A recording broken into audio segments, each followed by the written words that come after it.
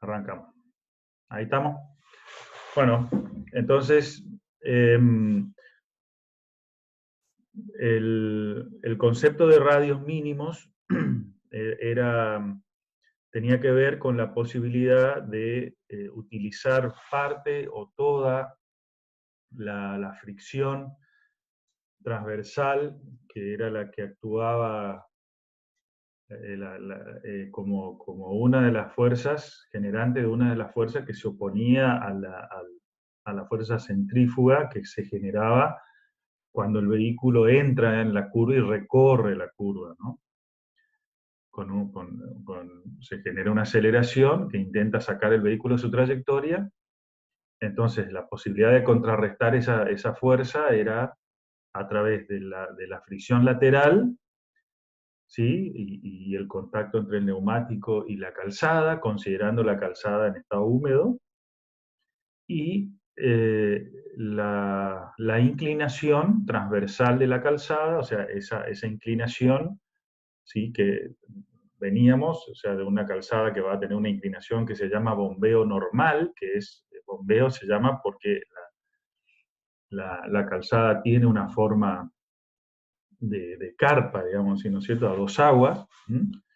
Eso, eso cuando la calzada tiene el 2% para cada lado, era un considerado el bombeo normal, que es para el desagüe de la calzada, ¿sí? Para que corra el agua de lluvia y pueda salir drenada lo más rápidamente posible, pero no generar una inclinación tal que sea incómoda o incompatible con la seguridad de la circulación. Entonces ese 2% es un valor entre el 1,5 y el 2%, es un valor admisible para, para lograr ese efecto. Pero cuando se salía de esa situación de bombeo normal, o sea, cuando se entra a una curva, hay que modificar esa inclinación de la calzada para tratar de, a través de lo que se denomina el peralte, ¿sí? Acuérdense, vamos a mover un poquito acá, a través de la inclinación de la calzada, lograr que haya una otra fuerza que contrarrestre la fuerza centrífuga a través del plano inclinado. Y entre esos dos elementos se lograba compensar esa, esa posibilidad de salida de la trayectoria. Entonces, el radio mínimo absoluto estaba relacionado con utilizar al máximo esas dos opciones.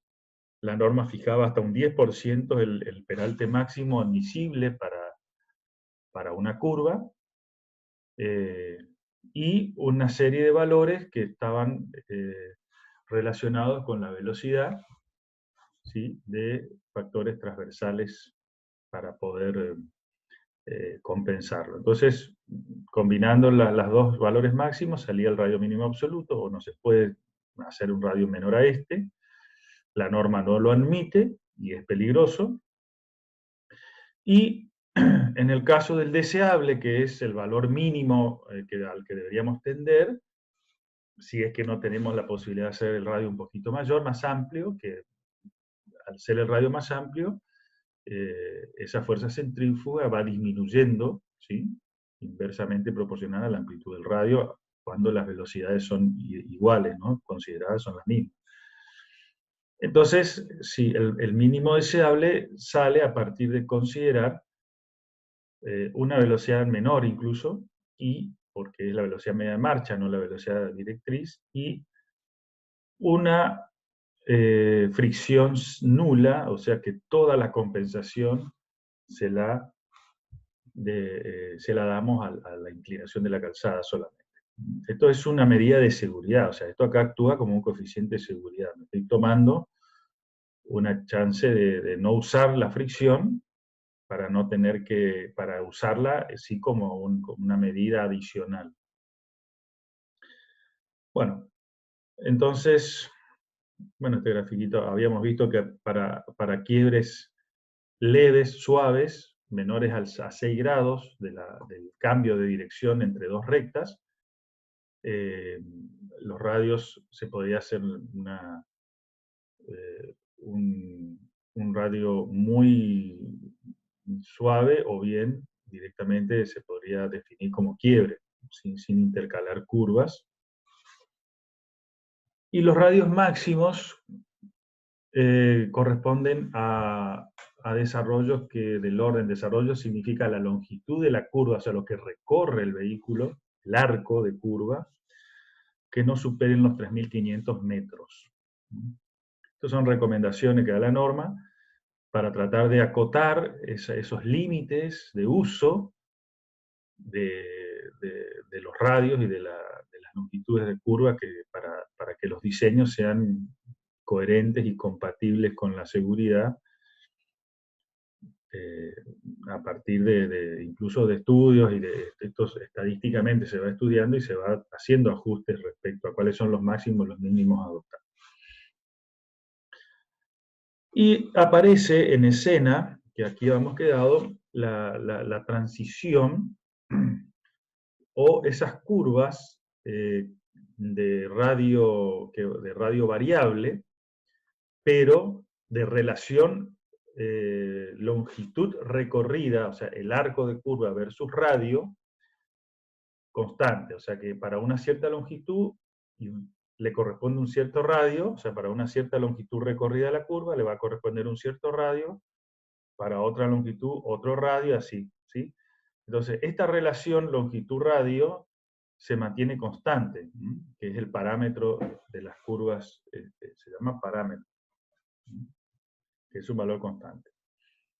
Entonces, basado en esas características de este tipo de curva de transición, para poder hacer el enlace entre una recta y una curva circular, y que no se produzca el paso de un radio infinito a un radio R de un solo saque, sino que se produzca en forma gradual para que la aceleración, que va a depender de ese radio, o sea, a una velocidad constante, la aceleración va a depender de ese radio de curvatura en cada punto de la curva de transición, y va a ser gradual hasta alcanzar el valor de R, que sería el valor del radio de la curva circular. Ya lo vamos a ver en un gráfico cómo se ve esta situación. Entonces, en el caso de diseño geométrico de caminos, entonces la clotoide es una curva de transición, como dice acá, tal que al recorrerla a la velocidad constante, origina una variación lineal de aceleración centrífuga en función del tiempo y del espacio, por supuesto, del espacio recorrido. Entonces, la aceleración varía linealmente, o sea, varía, ¿sí?, de 0 a un valor determinado, pero en forma lineal, no exponencial. Si fuera exponencial, el cuerpo del usuario dentro del vehículo lo sentiría. En cambio, como es una variación lineal, es más suave y es tolerada por el usuario y no le genera incomodidad.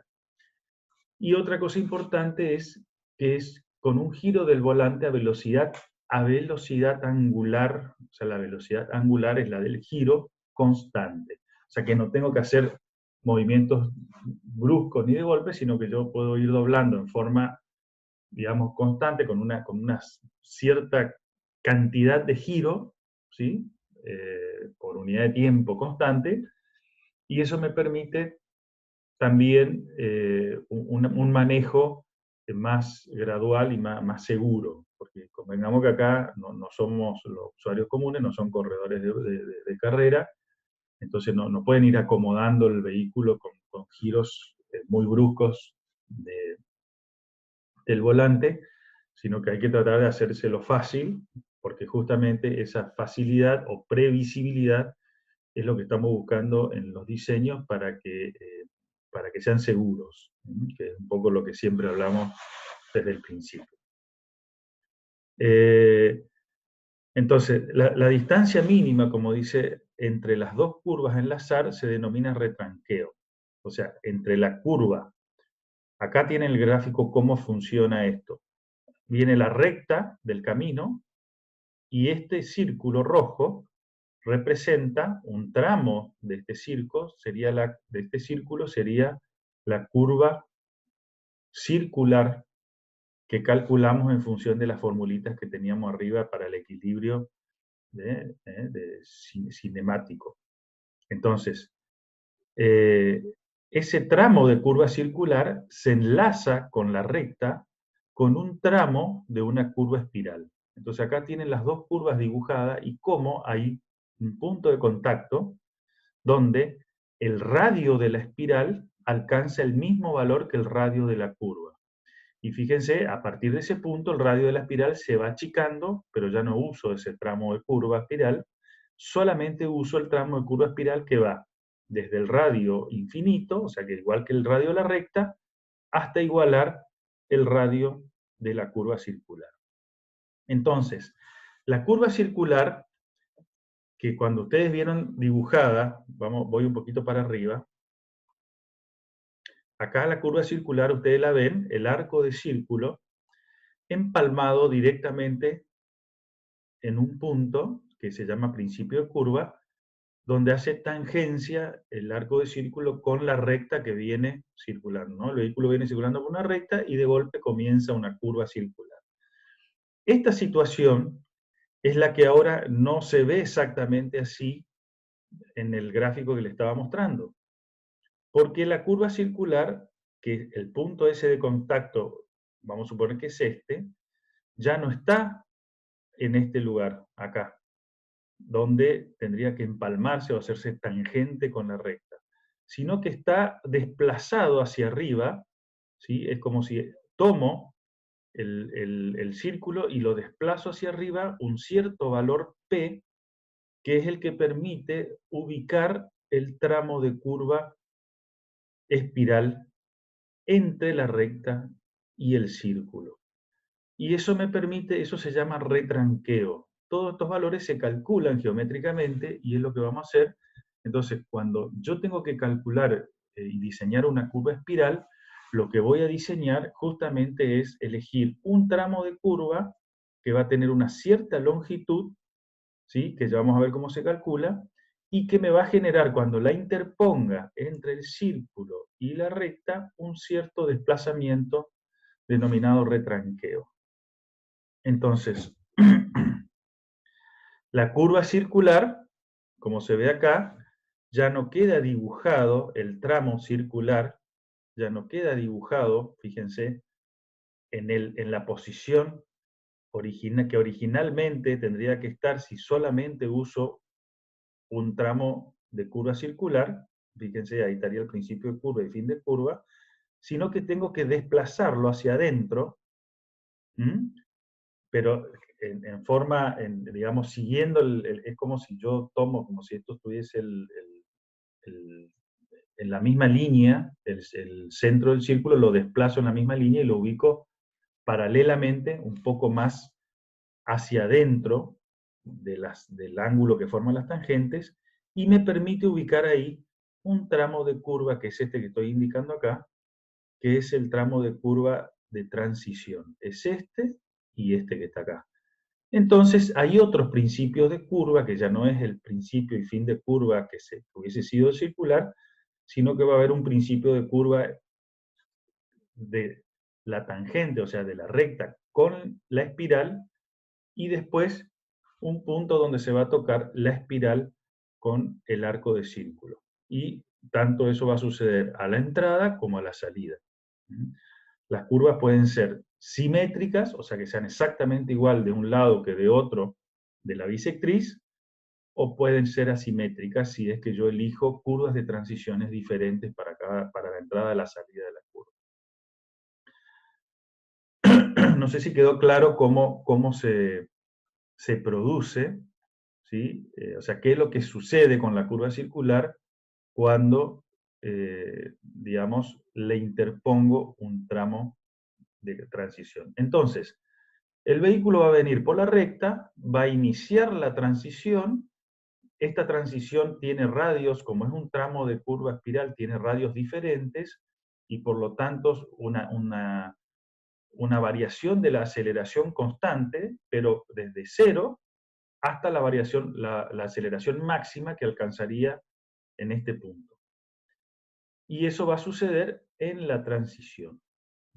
tanto a la entrada como a la salida del vehículo, sale con una recorre la curva con la aceleración máxima, y acá ya es constante la aceleración, porque el radio es constante, y después sale de la curva y comienza a desacelerar gradualmente en forma lineal hasta llegar al punto de tangencia nuevamente, donde la aceleración se hace cero. Ese es un poco el funcionamiento físico, ¿sí?, de la curva.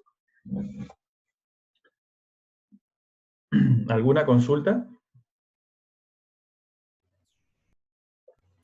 Profe, ¿puede explicar de nuevo el tramo? ¿Cómo es? Ingresa en O, va hasta P y así. Acá esto que se ve aquí, a ver, vamos a elegir esto que se ve acá es la recta, ¿sí? Este punto es el punto donde se encuentra la recta con el inicio de la curva de transición, o sea, la espiral. Vamos un poquito al gráfico anterior, o sea, este punto, ¿sí? Esta es la recta, el auto viene en forma rectilínea acá, no tiene aceleración centrífuga. Cuando llega a este punto, comienza a transitar la curva espiral, ¿sí?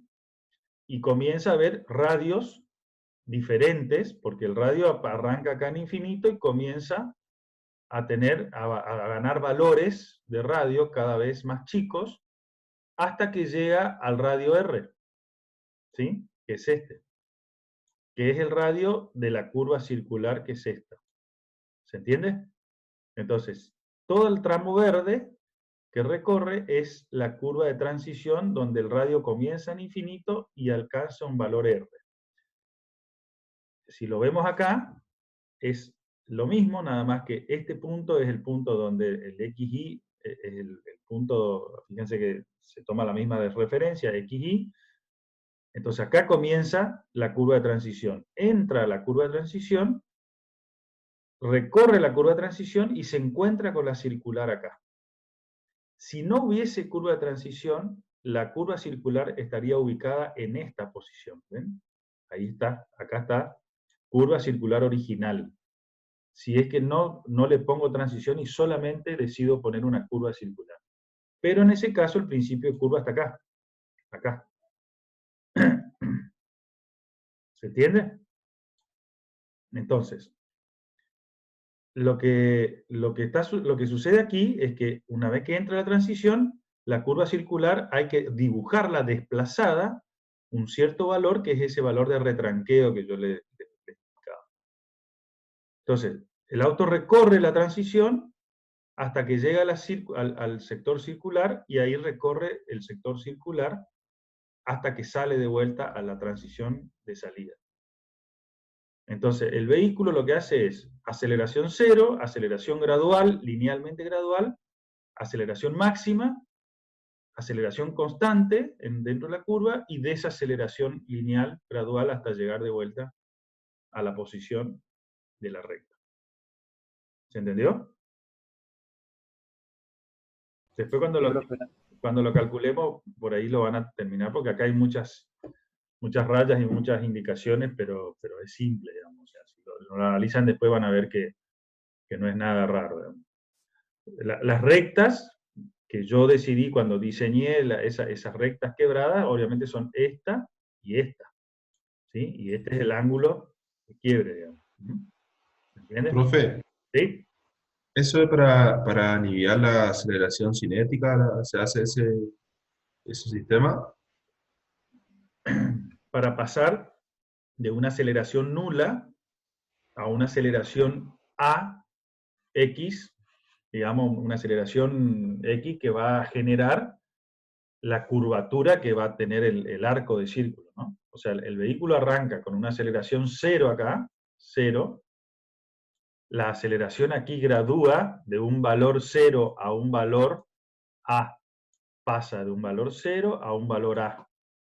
Y acá alcanza el valor de la aceleración A máxima, lo mantiene hasta que sale, y acá vuelve desde A a 0. ¿Se entiende? Esa es la idea. O sea, pasa de 0 a de A constante hasta que termina la curva circular, y de aceleración a 0 cuando sale de la curva de vuelta. ¿Mm? O sea, para eso se hace. Es para que se pueda acomodar el vehículo y el cuerpo a la aceleración y no se produzca esto. Si es a baja velocidad, la incidencia no se nota, el cuerpo no lo nota, pero si es a una alta velocidad y no hago este tipo de diseño, se nota el golpe cuando salgo de la recta y entro en una curva circular de golpe. Lo voy a notar, va a ser muy notorio para el cuerpo y una sensación incluso que no va a pasar nada en el sentido de que no te va a hacer nada, pero te genera una sensación incluso no solo de incomodidad, sino de inseguridad, lo cual puede generar una maniobra errónea por parte del conductor, de pensar que el auto se le está yendo y a lo mejor es nada más que el cambio de aceleración brusca, pero que obviamente a mayor velocidad esa aceleración es proporcional a la velocidad, ¿no es cierto? Y por lo tanto, eso implica que yo lo que tengo que lograr es que ese cambio de aceleración sea gradual y sea tolerable y sea cómodo. Esa es la idea de todo esto. ¿Sí? ¿Se entendió ahí? Sí, perfecto. Bueno. Entonces, cuando paso ahora a una gráfica un poquito más clara, que es la que tiene la norma, la que ustedes van a ver en las normas,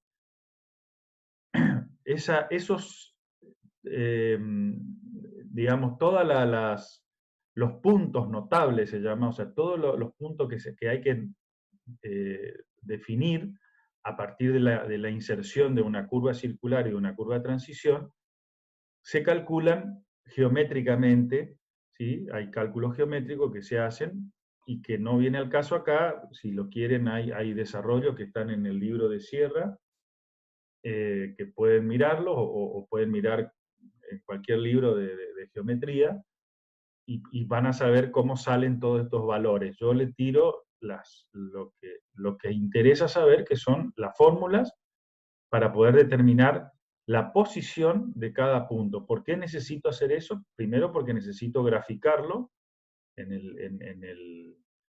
el proyecto, o sea, necesito ubicarlo, y esa ubicación va a tener un X y Z asociado, o sea, una posición precisa, que después la tendré que llevar al campo, o sea, tendré que llevarla al terreno a través de un replanteo. Entonces, ese replanteo hay que hacerlo definiendo dónde están, con medidas, dónde está cada punto, cómo se ubica cada punto en el proyecto. Entonces,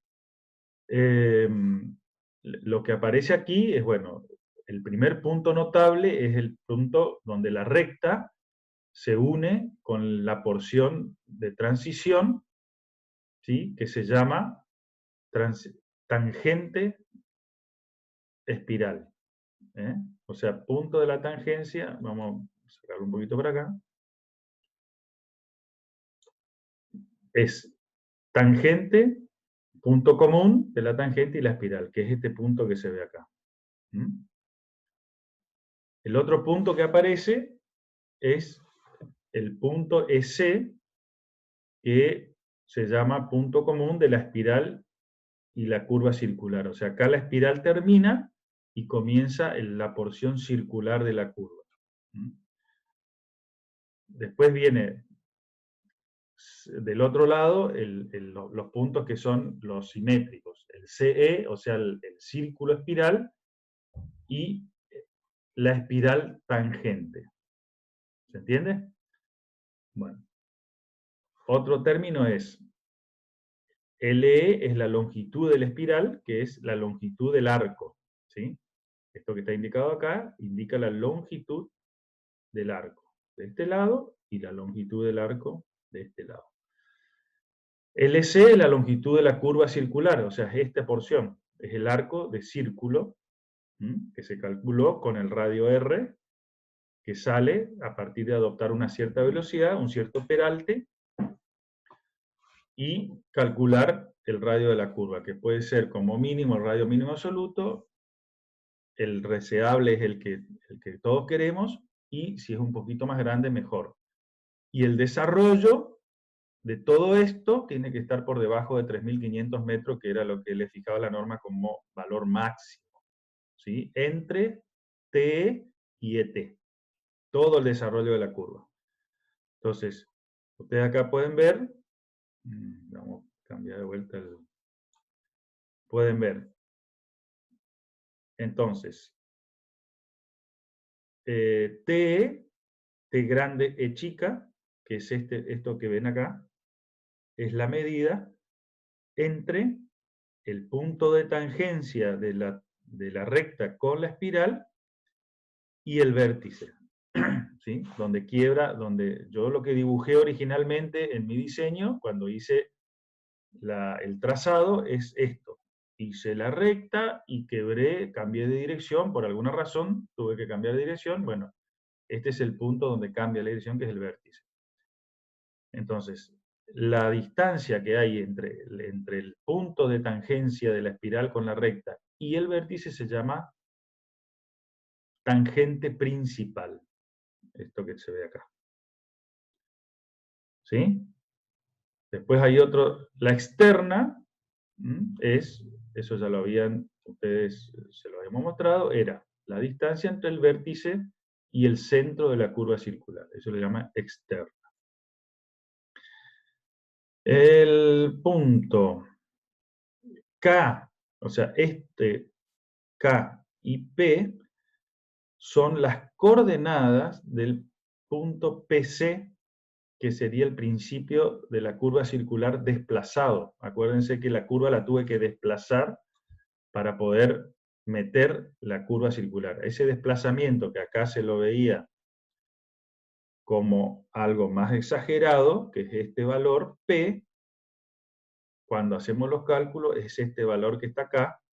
Entonces, a partir de este punto como origen, TE, el valor de K, este que está acá, que es la coordenada K y la coordenada P, a partir de la tangente, no sé si lo logran ver, este acotamiento que está acá, perdón, eso es P y esto es K. ¿Qué me permite a mí ubicar el punto PC a partir de TE y tirando una paralela a la tangente principal?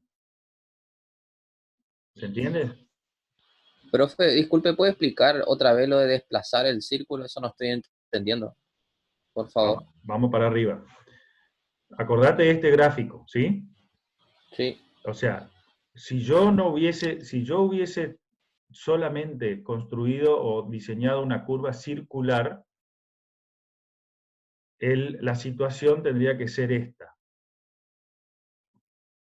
donde el círculo, el arco de círculo completo, hace tangencia con la recta en el punto PC. ¿Sí? Sí, ¿Me seguí hasta ahí? sí. Como en este caso yo tuve que, vamos a ubicar como en este caso vamos a ubicar una espiral, lo que sucede es que este círculo verde hay que desplazarlo, perdón el dibujo horrible que voy a hacer, así, no importa. Bueno, pero lo que quiero que me entiendan es que esto verde viene para acá abajo. Este desplazamiento es para poder ubicar acá la espiral. Eso, mejor dibujado, se ve acá. Ah, está, profe, está. ¿Se entiende? Es Sí, este sí, ahí círculo entendí. que originalmente estaba más abajo, ahora está más arriba. ¿Por qué? Porque tuve que ubicar la espiral para poder meterla ahí. Entonces, en este dibujo se ve un poquito mejor. Acá está el círculo original, acá está el punto PC, pero para poder meter la porción de espiral que está acá, entre el 0 y este punto, lo desplacé hacia allá, ¿ven? Ahí desplacé el círculo hacia allá. Esa situación es la que se ve acá. O sea, se las mostré de diferentes formas porque por ahí a veces no se entiende el porqué del desplazamiento. El desplazamiento es necesario para poder ubicar la espiral, la porción de espiral, si no, no la puedo ubicar. ¿Sí? Ahí, profe, en ese gráfico, ¿dónde estaba antes el círculo? Y el círculo El acá no está radius. marcado, pero va a estar por acá. Ponele por acá. Perdón, por acá, sí. ¿sí? En- Y a lo mejor, Empalmaría con claro, qué punto ahí con el... empalmaría en otro punto más acá empalmaría, pero sobre la tangente, sobre la línea. O sea, no sé si me entienden, no puedo dibujar con esta porquería, pero entiendan que lo que intento es que este verde se me ponga paralelo acá y se hace un punto tangente por acá. ¿Sí? ¿Está, profe? ¿Está? ¿Se entiende? O sea, es esta situación que se ve acá. Es esta situación. ¿Sí? Entonces, lo que yo estoy viendo es cómo consigo el punto de tangencia, perdón, el punto de desplazamiento de la curva circular, que es este que está acá. Bueno, acá voy a borrar esto porque si no esto va a Profe, ser horrible. Sí, señor. y este desplazamiento entre PC y, o sea, el desplazamiento del círculo, Mm. ¿sería el mismo al final del círculo si la curva es simétrica? Que no necesariamente Sí, así. O sea, si no, sería diferente. Si pongo otra espiral al final. sí, si pones otra espiral al final, tenés que calcular otro punto de desplazamiento. ¿Entendés? O sea, cuando es asimétrico, sí. Generalmente se construye asimétrico para que la entrada y la salida sea igual de los dos lados. La asimetría tendría que ser una excepción totalmente. No te olvides que acá tenemos que tratar de simplificar siempre los diseños. Eh, Profe, Después, a la hora de hacer el replanteo en obra, no hace falta tener acceso al centro del círculo, ¿no? no, en este caso, en realidad, salvo que no tengas un equipo de topografía, digamos, adecuado, pero estamos hablando, van a ver que los radios en general son del orden de los 300, 400, 500 metros, o sea que si uno quisiera replantear desde el centro, tendrías que tener despejado toda esta área, tirar un hilo y hacer el replanteo con un hilo, lo cual se podría hacer desde el punto de vista teórico perfectamente. Ahora, desde el punto de vista práctico es prácticamente imposible porque esto tendría que ser todo llano, liso y no tendría que tener ningún obstáculo. Entonces, lo que uno hace justamente es buscar coordenadas de estos puntos, incluso de todos los puntos de la curva, todos, uno, si quiere uno al lado de otro, puede buscar todas las coordenadas, y con los equipos actuales de replanteo, estaciones totales o GPS, uno le da la coordenada a los equipos y puede replantear esa curva sin necesidad de tener esto en la etapa de replanteos con equipos ópticos, ¿sí? Con equipos que solamente se manejaban, no tenían posibilidades de tener contacto con una fuente exterior, como el caso de un satélite para generar la posición, se replanteaba con coordenadas X, Y a partir de un origen, que también se puede hacer actualmente con las estaciones totales, y se generaban los puntos con unas tablas, las tablas de Barnes se podrían generar los puntos a partir de las características de las curvas que vos utilizabas. No tiene sentido entrar en eso, el que quiera ver después las tablas de Barnes eran una forma similar a lo que hoy se hace con un equipo de topografía, nada más que eso era un cálculo que se hacía para poder tener valores de coordenadas y de ángulos de deflexión. Entonces vos con un teodolito te parabas y podías replantear con bastante precisión cada uno de los puntos a partir de ángulos y distancia y X, Y, etc. ¿Sí? Pero actualmente la idea es, ya se trabaja con otro tipo de equipos. Bueno, lo que le quería definir es que el valor de P, quiero salir de esto, quiero salir de esta cosa. No. ¿Cómo salgo del puntero? ¿Alguien me había dicho el otro día? ¿Doble clic? No. ¿Cómo salgo de esto? Tocando de nuevo, creo. Apriete de una sola vez, Julio. Ahí está. ¿Eh? Ahí está. Bueno, entonces, lo que hacen estas formulitas es tratar de tener con valores, esto está todo, hay un desarrollo analítico para llegar a estas fórmulas, pero estas son las fórmulas con las que geométricamente uno puede obtener los diferentes valores de todos los parámetros que están acá, ¿sí? Y poder de esa manera tener forma de buscar las coordenadas de cada uno de los puntos y poder convertirlos en coordenadas después para poder hacer el replanteo y el dibujo de la curva. ¿Mm? Entonces, está el valor de la tangente, o sea, uno puede a partir de esto, del punto, una vez que ubica el vértice, con el valor de la tangente uno puede ubicar este punto, ¿sí? O sea, yo no tengo nada de todo esto originalmente. Lo único que tengo es el quiebre. Una vez que tengo calculada la curva y todo, yo puedo calcular con la fórmula que está acá abajo, de la tangente externa, como el radio más P por la tangente de delta sobre 2 más K. Entonces, primero calculo P y K. ¿Cómo calculo P y K? Bueno, acá tienen cómo calculo P y K. ¿Sí? Entonces, uno puede ir calculando a partir de estos valores los distintos puntos para poder después, por ejemplo, la progresiva de este punto T será la progresiva de este vértice menos la tangente completa. ¿Sí? Acuérdense cómo hicimos cuando hablo progresiva, cuando hice el practiquito de la ubicación de los carteles a partir de las distancias, yo le daba una progresiva y le decía, bueno, réstenle o súmenle el valor que calculan para obtener las progresivas de puntos. En ese caso eran las posiciones del cartel. En este caso va a ser, si yo tengo la progresiva de B, vamos a suponer que mi proyecto empieza acá en 0, y B, esto tiene 100, y cuando yo calculo la tangente tiene 50, entonces la progresiva de este primer punto va a ser 50. ¿Sí? El 0 está acá abajo, el 100 está acá arriba, entonces le resto 50, que es este valor cuando lo calculo, y me queda la progresiva de este punto. A partir de ahí, sumándole la longitud de la espiral, tengo la progresiva de C, sumándole la longitud de la curva, tengo la de C, y así puedo obtener todas las progresivas. Y después hay formas de obtener los XY, o sea, la XY de cada uno. De cada punto de esto puedo obtener el valor de la posición. Julio, ¿Sí? perdón, el L, cuando vos haces el cálculo de P, dice L al cuadrado. ¿Qué L sería?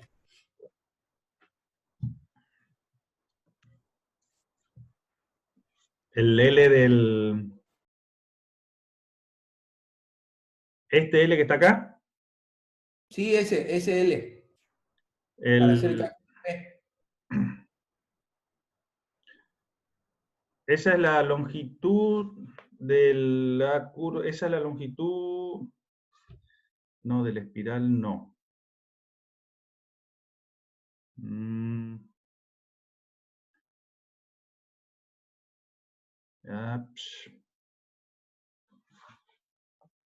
Esa es, espera, ya te voy a decir cómo es.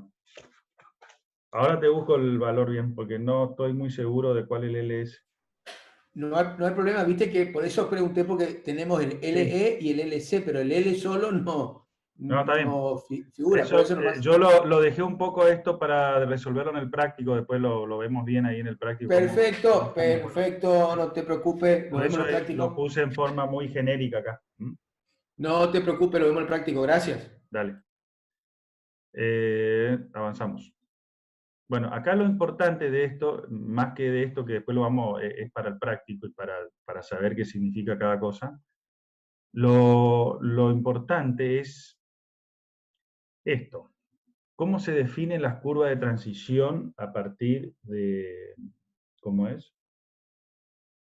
De diferentes criterios para poder definir de qué longitud estamos hablando cuando decimos, bueno, qué transición poner, porque la curva de transición, uno podría hacer todo curva de transición, de punta a punta, o sea, llegar hasta la mitad con la transición y seguir del otro lado con un pedazo de espiral. Entonces, nunca vas a tener el mismo radio, siempre vas a estar con radios diferentes desde que entras hasta que salís.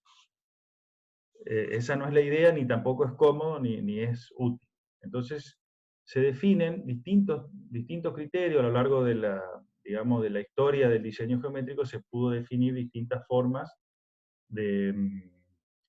perdón, te respondo la pregunta porque me quedó dando vuelta lo que me dijiste. Es la longitud de transición. ¿Quién era que me preguntó? Yo era Tulio, yo era Alfonso. Alfonso, era Sí. la longitud de transición. Perfecto, ¿Eh? al pelo, gracias. Sí, sí, No, perfecto. me quedó una laguna ahí cuando me preguntaste, porque yo también entré en la duda y dije que no, es la longitud de transición, de la transición. Y esa longitud Perfecto. de la transición es la que vamos a ver cómo se calcula ahora. Entonces, Está. hay 3 criterios que se pueden utilizar. Los 3 criterios están basados, algunos en consideraciones, digamos, mecánicas de funcionamiento de la curva, o sea, más analíticas, y otras son un poco más intuitivas o más empíricas. Pero en definitiva, la idea es acotar la longitud, o mejor dicho, establecer mínimos y máximos, para no pasarse de la raya, ni tampoco poner una longitud tan corta. Porque, ¿qué sucede en la longitud de transición? Después vamos a ver del otro uso para el cual la transición está prevista, aparte de para cambiar la aceleración de la, digamos, gradualmente, también sirve para que después físicamente podamos hacer otra cosa, que es lo que vamos a ver a continuación. En principio, las longitudes mínimas están dadas por 3 criterios. El que se llama el criterio de comodidad, ¿sí? que es un criterio de selección que está basado sobre la obtención, dice, de una aceleración centrífuga, de una variación de la aceleración centrífuga, como dice acá, de alrededor de 0,6 metros por segundo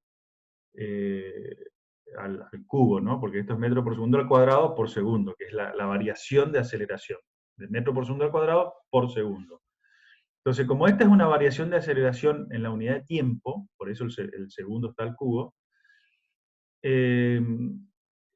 cuando yo lo mantengo dentro de un cierto valor, esa tasa de cambio, o esa tasa de pasar, digamos, de una aceleración a otra, la mantengo dentro de un rango, ese cambio se dice que es tolerable para el cuerpo, o sea, y no genera sensaciones, digamos, de incomodidad. Esos valores en general se tomaban entre 0,25 y 0,8 metros por segundo. Se toma un promedio de 0,6 como valor medio. Entonces, esa variación en la aceleración, acuérdense que yo les dije que la aceleración pasaba de un valor 0 a un valor X, dado por el radio y la velocidad. Entonces, esas 2 variables que actúan acá, hay una fórmula que es la que se llama, la fórmula, le digo, no la puse acá, Short se llama, fórmula de Short, que Short la estableció en 1909, o sea, es bastante antigua, ¿no? Son fórmulas que vienen incluso esto viene del ferrocarril, que es donde se usaban en las transiciones. Entonces, esa fórmula es Short, que plantea una ecuación que relaciona la velocidad y la aceleración y el radio, como ven ahí en la fórmula, a través de un coeficiente, que si ustedes dividen, ponen en el A acá el 0,6, lo reemplazan y hacen la división, esto queda aproximadamente como velocidad al cubo sobre 28 por R. O sea, cuando hacen la cuentita esta, con 0,6 le va a dar 1 sobre 28, más o menos la misma relación. Entonces, ese criterio se utiliza, es uno de los que se utiliza y se lo denomina de comodidad. ¿Sí? ¿Por qué? Porque, así como su nombre lo indica, es lo que se considera que es bastante agradable, digamos, al recorrerla con esas condiciones. Entonces, cuando uno reemplaza por la velocidad directriz acá, reemplaza el radio curva que calculó, acá en esta fórmula, le sale una longitud. Hay otro criterio que es de apariencia general, que es, este criterio ya no se basa en la comodidad dada por la aceleración, pero que conceptualmente es lo mismo, pero sí se basa en la tasa de cambio o en la tasa de variable de cómo un borde de la calzada empieza a girar o a levantarse respecto al eje de giro de la calzada. La calzada está así originalmente. Cuando uno empieza a recorrer la curva de transición, ¿qué sucede ahí? Acuérdense que cuando yo tengo que tomar la curva completa, o sea, la curva circular, la calzada tiene que tener una cierta inclinación que es peralte. Ese peralte es necesario para compensar la fuerza centrífuga. Bueno, pero ese peralte lo necesito ya cuando comienza la curva circular. O sea, lo necesito en este lugar. Entonces, no lo necesito acá al principio, pero acá al principio la calzada tiene esta configuración. A 2 aguas, como un techito, al 2% de cada lado. Cuando voy recorriendo la transición, como la aceleración se va modificando gradualmente, entonces la fuerza centrífuga también va apareciendo gradualmente. Para lo cual, la calzada gradualmente empieza a girar de esta manera hasta ubicarse en la posición final que tiene que alcanzar una vez que termine, que está en el punto EC de ese dibujo que ven ahí. ¿Qué quiere decir esto? Que ese giro quiere decir que el borde, como ven acá mi mano, que es la parte donde comienza mi ropa, digamos, ese es el borde de la calzada, está girando con respecto al centro de la calzada, que es lo más común que se hace. Entonces, al girar, hay una tasa de cambio, o sea, tasa de cambio se llama cuánto se va levantando esto, porque esto, acuérdense que va avanzando. Entonces, cuánto se va levantando, cuán rápido se va levantando hasta llegar a su situación máxima. Entonces, esa velocidad con la que hago el giro de un punto a 2 aguas hasta llevarlo al punto final, esa velocidad depende de la longitud recorrida. Cuando más cortita es la longitud de la transición, más rápido tengo que producir el giro para llegar al peralte máximo. Entonces hay un rápido cambio de forma.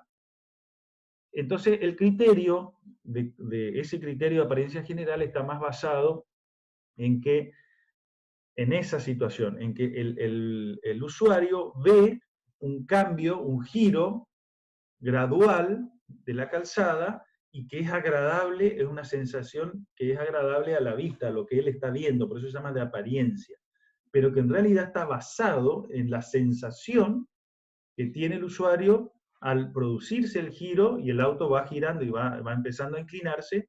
Si lo hace de golpe, la sensación es muy brusca. Si lo hace suave, la sensación es más agradable. Bueno, esa brusquedad o suavidad depende de la longitud en la que se produce el giro. Y esa longitud es la longitud mínima que propone el criterio de apariencia general y que la propone como una fórmula, una ecuación casi empírica que dice que no es tan empírica, pero tiene sale de un cierto cálculo, pero que en definitiva queda como una fórmula simple de velocidad directriz sobre 1,8. Y si ustedes ven el libro de Sierra dice, por ejemplo, se considera que para satisfacer este criterio la transición debe tener una longitud mínima tal que un vehículo marchando a la velocidad directriz tarde unos 2 segundos en recorrerla. ¿Se entiende? O sea, dice, la transición debe tener una longitud mínima tal que el vehículo tarde unos 2 segundos en recorrerla cuando viene a la velocidad directriz. Y de ahí sale esta formulita, y te dice que la transición, tiene que ser mayor que 30 metros. Te da un límite inferior, te dice, del cálculo que te salga, nunca pongas menor de 30 metros. Entonces acá ya hay 2 cálculos que uno puede hacer. La longitud mínima según esta situación, donde incluye la velocidad y el radio, la velocidad al cubo y el radio, y esta situación donde está la velocidad solamente dividida por 1,8. Pero acá con una, digamos, restricción de no poner algo menor a 30 metros. O sea, si me sale 20 metros el cálculo o 25, tengo que poner 30 como mínimo. Y un tercer cálculo que puedo hacer que se llama el criterio de apariencia de borde, donde hay un tercer, dice que la transición debe tener una longitud mínima suficiente para poder desarrollar adecuadamente el peralte sobre ella.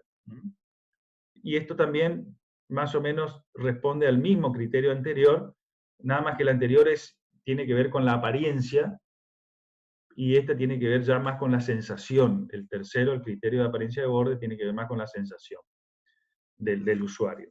¿Y qué interviene acá? Interviene el ancho de carril, el peralte, ¿sí? Y la pendiente relativa del borde con respecto al eje de rotación. Esta pendiente es un poco lo que le expliqué anteriormente, que es lo mismo. Por eso estas dos yo considero que son bastante similares los criterios que usan, aunque no dan los resultados. Y en definitiva, acá tengo que hacer un cálculo,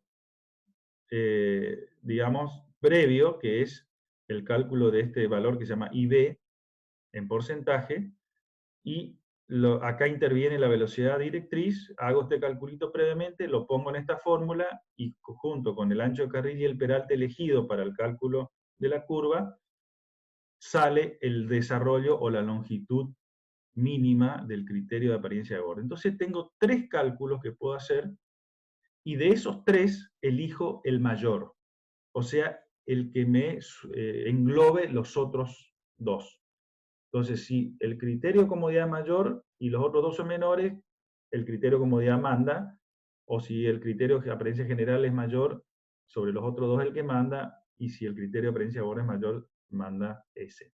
Entonces vamos a suponer un cálculo, que la longitud da, con el primer criterio, 50 metros, con este segundo criterio da 40, y con este da 60, entonces la longitud mínima es 60. ¿Se entiende? Ya lo van a entender bien cuando hagamos los cálculos en un ejemplo. Pero en definitiva, esa longitud de transición, esta longitud de transición, que va desde TE hasta SE, pueden tener valores que salen de estas 3 opciones. Y la norma define como longitud máxima la longitud que da según este criterio. Dice que según las investigaciones internacionales se comprobó que las expectativas de los conductores no son satisfechas para las longitudes largas de transición. Inducen a maniobras zigzagueantes. O sea, cuando es muy larga la transición y el tipo tiene que estar todo el tiempo corrigiendo el volante porque tiene que ir acomodando el vehículo hasta llegar al radio del círculo, donde el volante se mantiene constante porque ya no tiene que seguir doblando, ya dobló todo, y recorre la curva circular con el vehículo doblando una cierta cantidad, y después cuando termina, se mete en la transición, comienza a enderezar gradualmente hasta llegar a la recta. Entonces, esa situación define como longitud máxima 1.25 de la longitud mínima. Quiere decir que si en el caso anterior que di el ejemplo es 60 metros, 1.25 por 60 sería la longitud máxima a adoptar, no más que eso. Porque los otros son longitudes mínimas, quiere decir que uno puede adoptar algo mayor si quiere, pero nunca más que el 25% de la mínima que le dio el cálculo. ¿Se entendió? ¿No mucho? ¿Sí se entendió, profe? Profe, ¿Sí? yo le quiero hacer una pregunta antes que pase el tema. Dale. La diapositiva anterior. Cuando usted habla del criterio de apariencia general, se habla de cuando estamos en una curva de transición. Si yo tengo una curva simple, tendría el mismo criterio, ¿no? Que por lo menos esa distancia antes la calzada se tiene que empezar a inclinar para que no sea brusco el cambio. El problema es que vos tenés que hacer la transición del peralte, se llama, ahora vamos a ver transición de peralte, en una recta. O sea, tenés que hacerlo todo en recta, no lo podés hacer en la curva, ¿se entiende? O sea, la transición del peralte la vas a tener que desarrollar en la recta. Ahora cuando veamos transición en lo que viene, vas a ver que si no tenés esa curva de espiral, esa parte que vas a desarrollar sobre la espiral la tenés que desarrollar sobre la recta, no sobre la curva. Porque si vos desarrollás el peralte sobre la curva, o sea, empezás con el peralte inclinado así y ya te metés en la curva, ya te metés al revés. O sea, te metés en la curva y todavía estás con el peralte al revés, o sea que en ese punto si te agarra calzada mojada y un neumático medio liso, el auto se va de la pista en ese punto. Entonces vos tenés que llegar al inicio del círculo con la transición o el peralte completamente desarrollado o inclinada la calzada, lo que te pide el cálculo. Ahora vamos a ver transición del peralte y ahí van a ver qué pasa cuando no tengo transición y qué hace la transición en ese caso, cuál es la ventaja de tenerla. Entonces, lo que yo les quería mostrar en este gráfico, fíjense, es una foto, que es una foto medio vieja, pero es la que está en la norma, porque es muy, muy evidente cómo se ve una curva que tiene una transición espiral, o sea, cómo se ve, cómo es la apariencia, y cómo es una curva sin espiral. Fíjense cómo se da la sensación aquí de un quiebre, ¿sí? De una deformación de la calzada, porque no tiene incorporada una espiral que hace que esto sea más suave, más agradable, incluso, o sea, que uno dice, uy, cuando llego a esta curva tengo que doblar de golpe. En cambio, cuando yo digo, yo cuando tengo que tomar esta curva la tomo de forma gradual. Esa es la diferencia entre tener y no tener transición en una curva circular, o interpuesta entre una curva circular y una recta.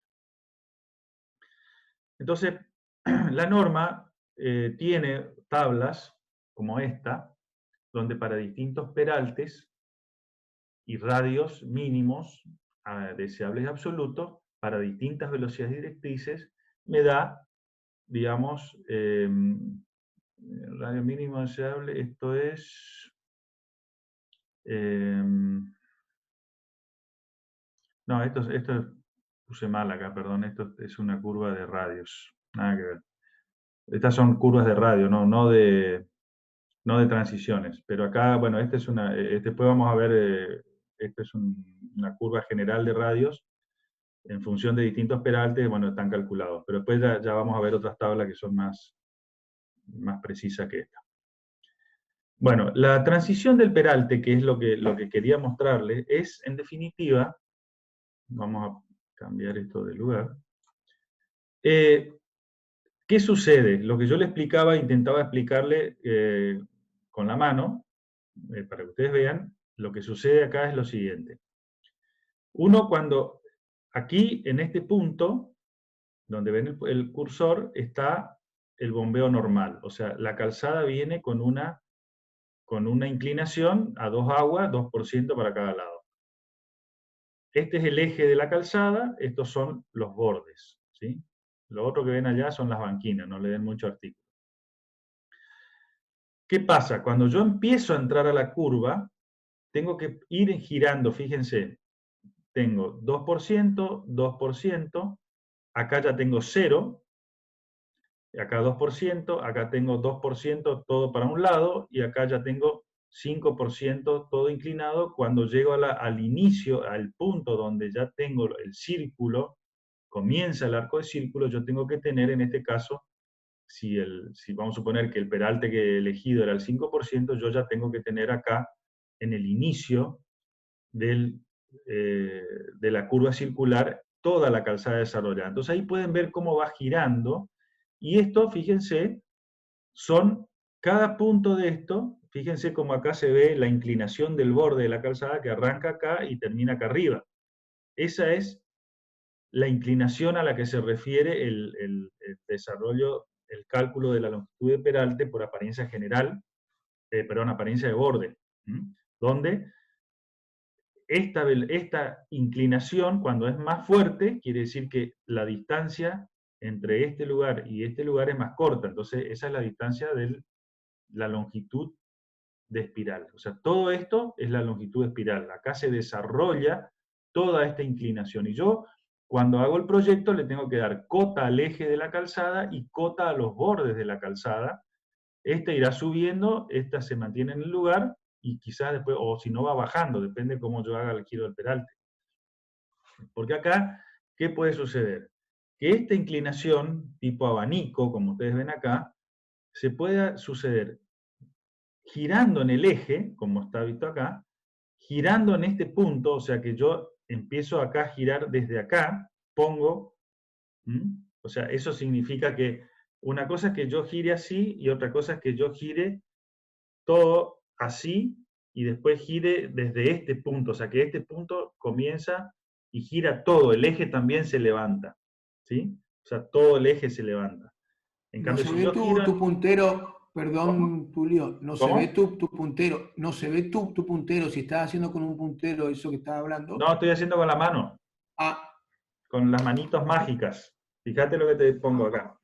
Si yo giro en el eje, esto giro así, ¿sí? Las dos puntas de mi dedo son el eje, giro así. Si yo giro en el borde, que sería, ahora sí miren el puntero, este lugar es el borde, entonces, yo lo mantengo fijo a esto, giro así y después giro así, o sea, las puntas de mis dedos se desplazan y se mueven, y esto se mantiene fijo. Entonces, el eje se mueve. Eso es giro en el borde. Es otra manera de hacer lo mismo que ustedes están viendo ahí, ese abanico. ¿Se entiende? O sea, o giro en el eje o giro en el borde. Son las dos maneras de girar el peralte. Entonces, yo puedo cambiar, también puedo girar en el borde superior o puedo girar en el borde abajo, o sea, puedo elegir un borde para girar.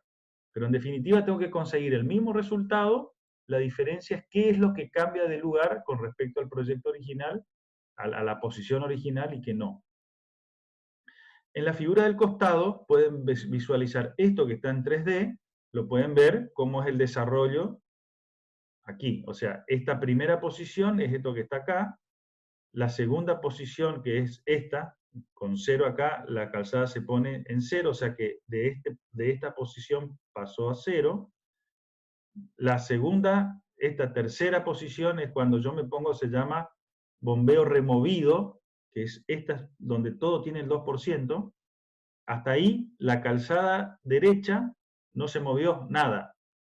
Todo el movimiento lo hizo la calzada izquierda. ¿Se ve? Hasta acá, hasta el bombeo removido, o sea, hasta la posición 4, que es esta que está acá, todo el movimiento lo hizo la calzada izquierda. Y la calzada y todo el resto, a partir de ahí hacia el punto EC, que es el que está acá, ahí sí, fíjense, se movió todo. O sea, esta era la posición original de la calzada de derecha, se fue acá abajo. Cambió esta cota de aquí a aquí. Y la calzada izquierda cambió la cota de aquí a aquí. Pero el eje siempre se mantuvo en el lugar. Este es un giro en el eje. Esta es la forma más simple y más práctica de hacerlo. ¿Mm? Una consulta, Pepe. Dale. Ahí en el 5% ese donde ya toda la calzada está plana, ¿ese 5% también tiene que ver con el peralte del que viene en otro sentido o no? Pues sí. Claro, porque no te olvides que vos ahí estás ya entrando a la parte circular de la curva. ¿Sí?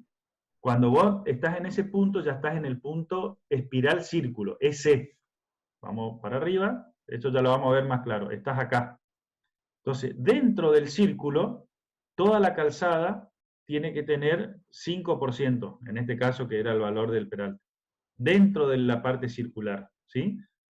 Del otro lado, obviamente eso vale para los dos lados, vos venís del otro lado, también venís así, ¿sí? ¿Entendés? Creo que lo van a... A lo que iba, a lo que voy para saber si voy a elegir girar sobre el eje o sobre el borde, me va a mandar también cómo tiene que desacelerar el peralte del que viene al revés también. No, en realidad lo que manda es cuando vos tenés que elegir hacia dónde, qué usar como punto de base de giro, o sea, qué punto elegís que se quede en el lugar y qué punto elegís que se mueva, tiene más que ver con una situación que te impone el proyecto por alguna razón en especial. Por ejemplo, si vos girás en el punto acá abajo y levantás toda la calzada, como esto es en mucha distancia, esto se levanta mucho y el movimiento de suelo es enorme.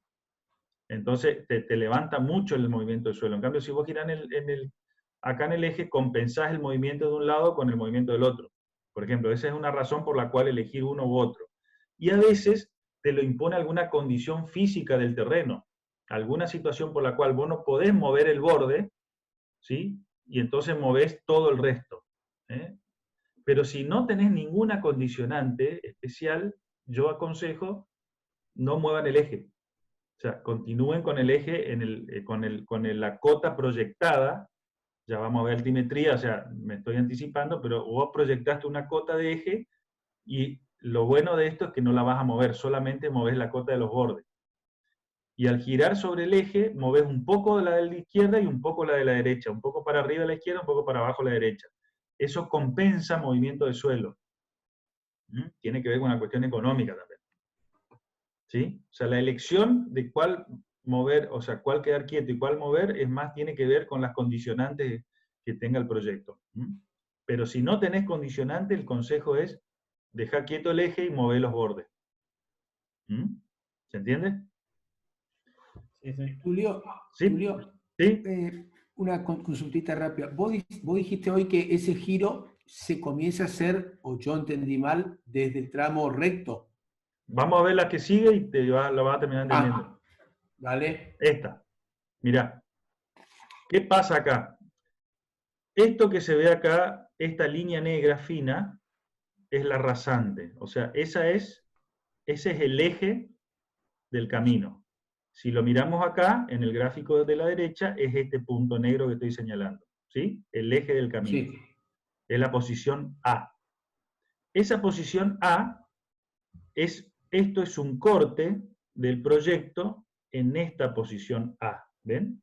Acá se ve, esto que está indicando acá abajo es cómo está la calzada en ese punto. ¿Sí? Vamos a suponer es este lugar, esta posición 1. Esa es la posición A. ¿Estamos hasta ahí? Sí. Esta línea representa las cotas de la rasante, las cotas de este punto. Esta línea roja y esta línea verde, desde A para atrás, desde A hacia la izquierda, representan la cota de este borde y de este borde, ¿sí? El borde izquierdo, ¿sí? Es la línea roja, vamos a suponer, a ver si logramos...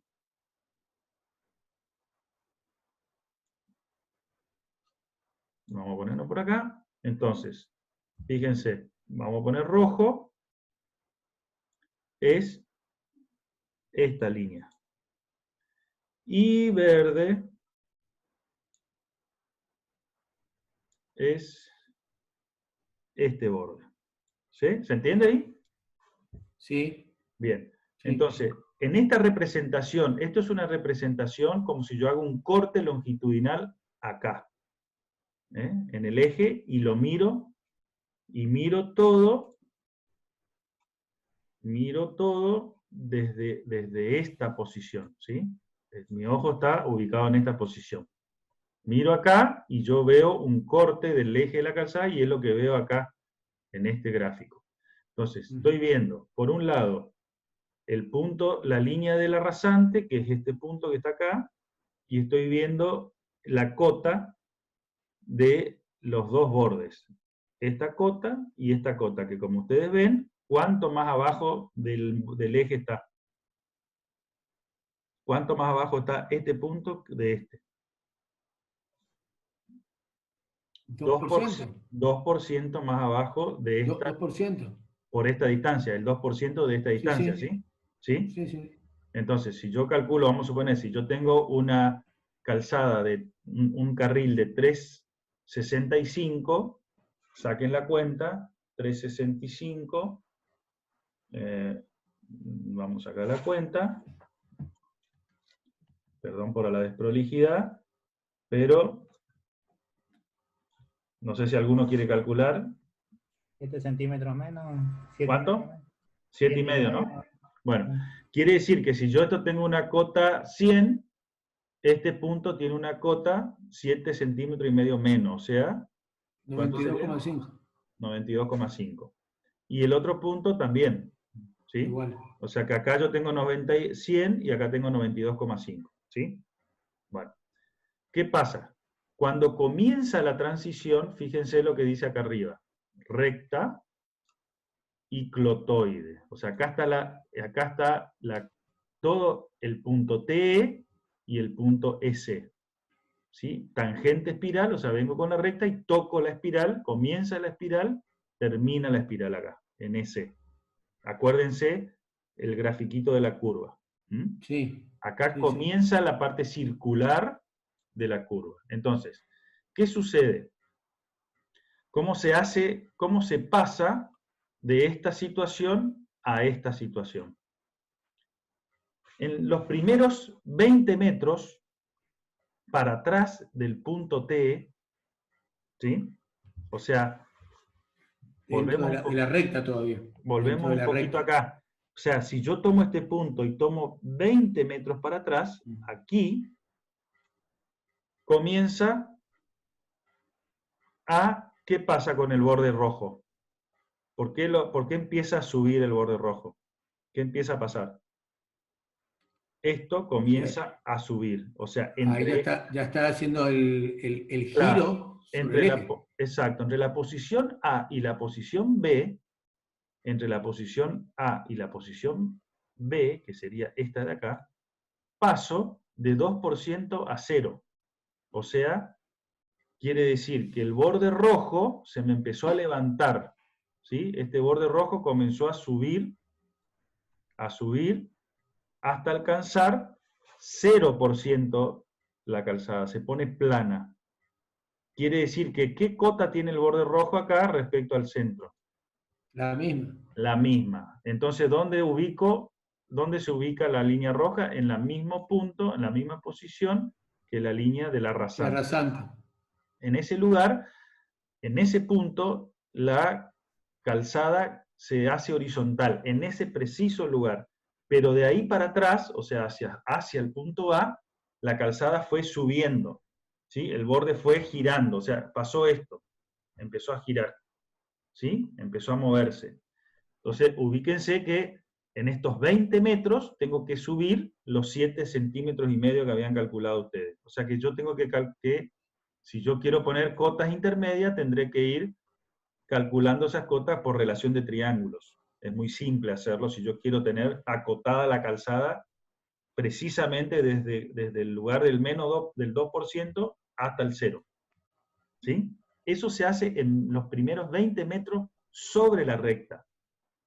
Y ahí un poco respondo la pregunta, creo que era de Gabriel, que me dijo, ¿dónde comienzo o qué pasa si yo tengo que hacer esto en la parte circular, si no tengo transición? Si no tengo transición, esto más todo lo demás lo tengo que hacer en la recta.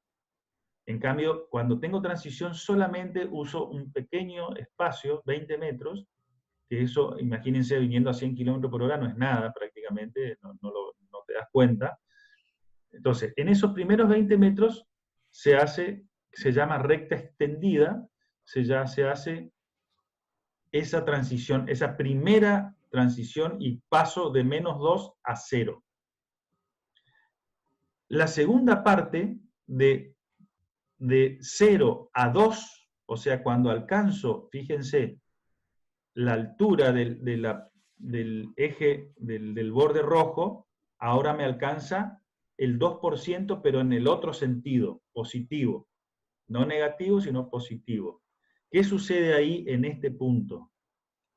¿Qué sucede entre el borde rojo y el borde verde respecto al centro? Están a la misma distancia respecto al centro, nada más que una está para arriba y la otra está para abajo.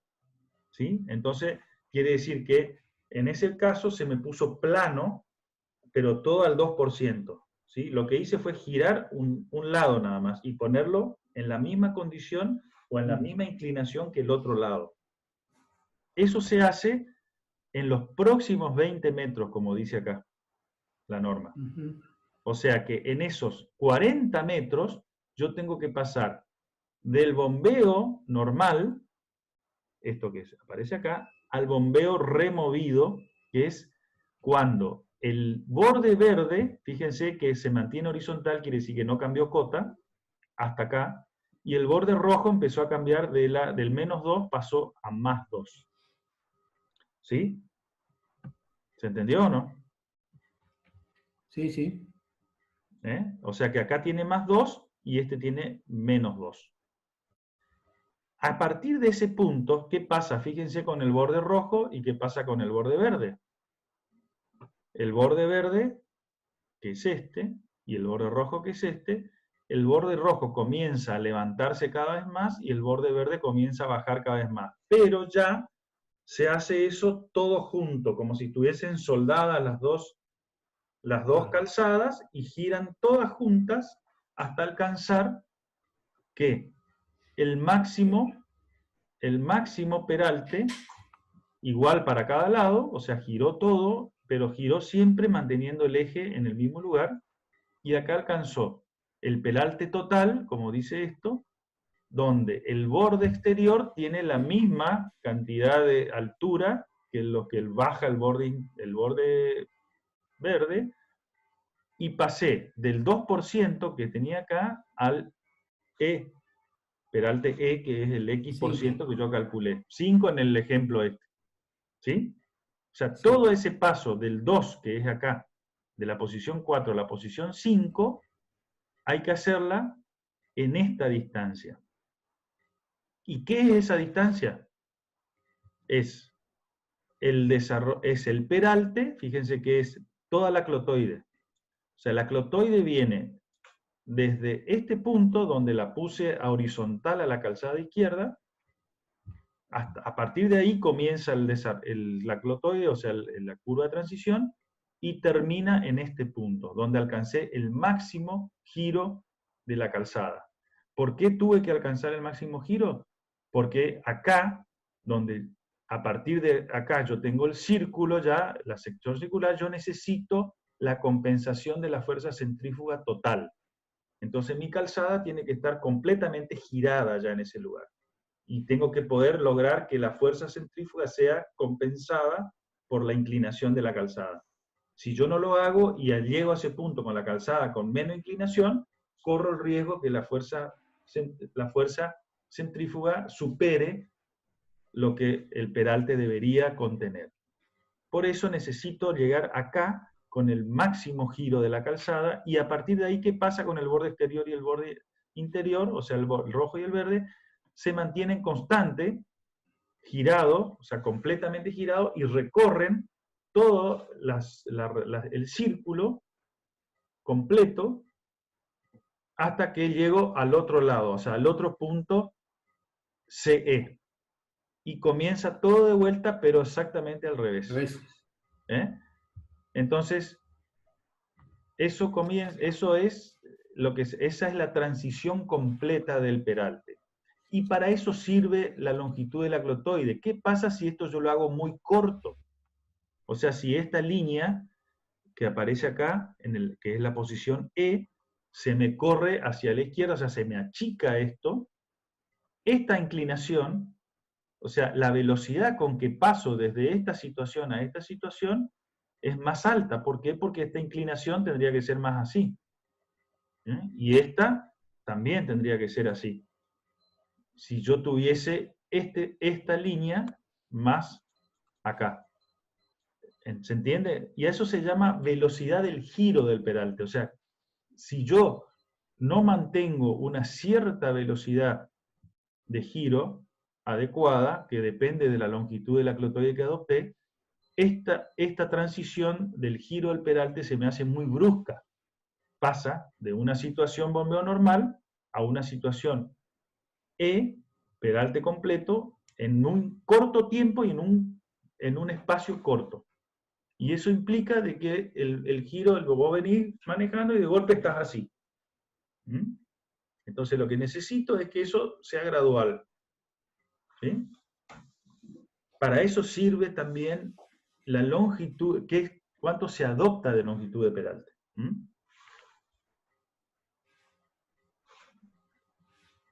Bueno, esto es lo mismo.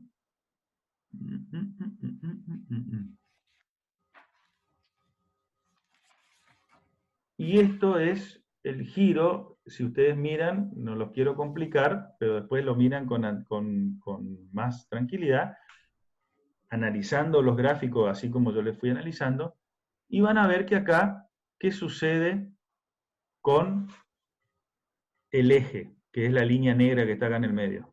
¿Qué pasa con el eje? Se mueve, ven que va cambiando de cota. En cambio el borde verde se mantiene horizontal. ¿Qué significa eso? Que el borde, giraron el peralte en el borde verde. Y giró el eje, se movió el eje y se movió el borde del otro lado, el rojo. Y la otra forma es al revés. Hacerlo que gire. Fíjense, en este caso el borde rojo se mantiene fijo y lo que cambia es el eje y el borde verde. ¿Sí? Quiere decir que son las distintas maneras de hacer girar el peralte, son distintas formas. Todo depende de la necesidad que me imponga el proyecto, el terreno o alguna condicionante que yo tenga en el diseño. Si no tengo necesidad, no me complico la vida con esto, con ninguna de estas dos opciones, y hago esta opción que es el giro a través del eje, entonces la rasante se mantiene en la misma posición proyectada originalmente. ¿Se entiende? Este es otro caso de giro de transición con curva reversa, o sea, con curva y contracurva. Se ve acá una curva y una contracurva. Y en ese caso, ¿qué pasa con el peralte? El peralte viene completo de una curva, acá estoy saliendo de la curva circular 1, entro en la transición, acá la transición cambia, la espiral acá cambia de sentido, va para el otro lado, y fíjense, se produce un moño acá, o sea, un punto de inflexión de la transición, que es este, donde cambia de sentido la espiral, acá se usa una espiral para un lado y acá se usa la espiral para el otro. Esto puede ser simétrico o no, o sea, pueden ser espirales iguales o no. Y ahí, obviamente, fíjense cómo se tiene que invertir el peralte, porque yo tengo que pasar de una curva en un sentido a una curva en otro sentido. Entonces los peraltes tienen que pasar de esta situación a esta situación. Entonces, ¿qué hace el peralte? Hace esto, se pone horizontal en ese punto de inflexión y vuelve a girar hacia el otro lado. Esto es para el caso donde yo tenga que peraltar. Esto se da mucho en la zona de montaña, donde yo tengo curvas y contracurvas permanentes invertidas. Y en el caso de curva no invertida, o sea, curva en el mismo sentido, estos son curvas reversas o estos son curvas de espalda quebrada, se llama, o sea, en el mismo sentido, el peralte viene en un sentido desarrollado, la transición lo hace bajar, no lo elimino completamente, por lo que ven acá, y paso de vuelta al peralte completo en el mismo sentido. El peralte en este sentido es igual que en este porque las curvas son en el mismo sentido, doblan las dos para el mismo lado. Entonces, el peralte viene así, lo acomodo un poco, lo bajo, pero no lo elimino del todo y vuelvo a doblar. O sea que hay un pequeño peralte que aún en la recta está desarrollado el peralte, no lo bajo a cero. O sea, no lo pongo de vuelta en condición normal. No tengo tiempo de hacerlo. Entonces lo que hace ese caso es, vengo con el peralte, lo bajo un poco, lo suavizo y después lo vuelvo a colocar dentro del mismo valor en la otra transición. Estas son todas formas diferentes de aperaltar y de lograr las transiciones. Pregunta hasta acá porque pasamos al próximo tema de curva horizontal. ¿Dudas? ¿Muchas? Cuando lo calculen, creo que cuando hagamos un par de cálculos se van a ver que no es tan complicado. Bueno.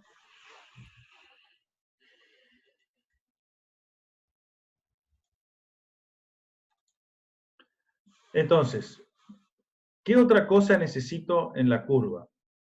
¿Qué pasa en la curva cuando un camión, sobre todo, la transita?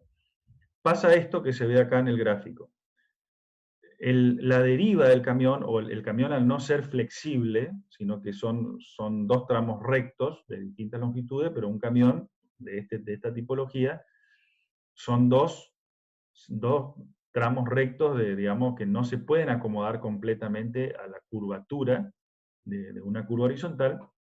Entonces hay una cierta parte de las ruedas externas del camión, y esto es fácil de verlo en la ruta cuando ustedes ven que están pisadas las banquinas y generalmente se forma un pozo cuando pisan afuera, sobre todo cuando hay presencia de agua.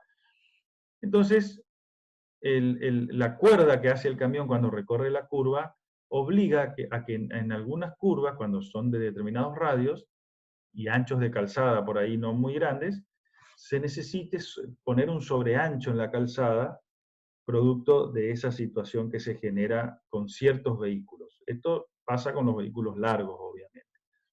Entonces, ese tipo de, esos ensanches de curvas se calculan, ¿sí?, en base a una formulita que sale de plantear la geometría de la situación que se genera acá, para poder lograr un sobreancho. El borde de la calzada es esta línea punteada que está acá, un sobreancho que permita que cuando el camión esté transitando la curva, pise calzada y no pise banquina. Entonces se toma un camión tipo, como este que se ve acá, y con las medidas del camión tipo, que son las medidas entre el grupo de eje trasero, el primer eje trasero y el eje delantero, como ven acá, esas medidas intervienen en una fórmula que es geometría, o sea, esta la pueden deducir geométricamente, y trigonométricamente, mejor dicho, y pueden establecer el valor de ese sobreancho a partir de los valores de radio, ¿sí?, que involucra, como ven acá los radios, el radio de la curva, externo, toma el radio interno, el radio del eje, etc. Hay varios radios que intervienen, y uno puede calcular ese valor de sobreancho que necesita colocar en la calzada. Entonces, ese sobreancho, para camino de 2 carriles, generalmente se toma para calzadas de 6,70, que son las calzadas más angostas, y 7,30 también, por supuesto, siendo el radio de la curva en metros, la velocidad directriz en kilómetros por hora, y esta es la expresión adoptada para esos casos. O sea, son expresiones matemáticas donde uno pone los datos y ¿qué le da? Esto que se ve acá en gris es el sobreancho que tengo que introducirlo en el sector circular de la curva completa. En las transiciones puedo pasar de 0 al valor máximo de sobreancho en el valor de la transición. O sea, ¿por qué? Porque al ser el radio variable, el radio es variable, el sobreancho es variable. De 0 al valor máximo que necesito. Es el mismo concepto que el peralte. Entonces, dentro de la transición, yo tengo que, tanto en la externa como en la interna, colocar un sobreancho. Y esto lo tengo que tener en cuenta porque después a la hora de diseñar el borde de cuando hago el diseño del borde de la calzada, yo tengo que incluir esto incluso en los cómputos, porque esto genera más superficie de pavimento, obviamente, ¿no? Entonces, cuando tengo que construir pavimento, y los terraplenes, tengo que tener en cuenta estos sobreanchos. Esos sobreanchos varían desde un mínimo de 50 centímetros, ¿sí? Y al igual que en el caso de una transición de peralte, se dibuja y tiene una gráfica de cómo se desarrolla el sobreancho hasta alcanzar el sobreancho total, ¿sí?, en la calzada. Y esos sobreanchos para distintos radios están tabulados, ya está hecho el cálculo, o sea, no es necesario hacer el cálculo. Para distintas velocidades directrices y distintos radios uno puede ver, obviamente, que para radios más chicos los sobreanchos son más grandes. Estos casos de 25 metros son en general radios de intersecciones, no radios de rutas. Pero, por ejemplo, para radios de 300 metros y distintas velocidades, uno puede ver cómo a medida que la velocidad aumenta, los sobreanchos se incrementan, ¿sí? Por ejemplo, en este caso pasa de 50 centímetros a 90 centímetros para 90 kilómetros por hora. ¿Se entiende? Sí. No sé si alguien está pidiendo...